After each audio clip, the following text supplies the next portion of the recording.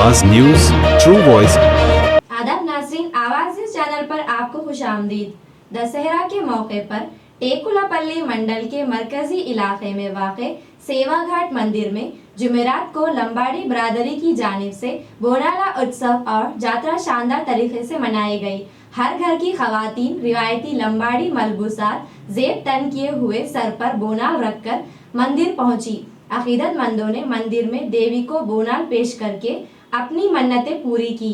इस मौके पर मंदिर और अतराफ के इलाके में जश्न का मंजर पेश कर रहा था। रिवायती रक्स और तालियों की गूंजों के साथ खवातीन का जुलूस यात्रा को मजीद पुर रौनक बना रहा है। पूरे इलाके में खुशी और जोश और खरोश का माहौल छा गया।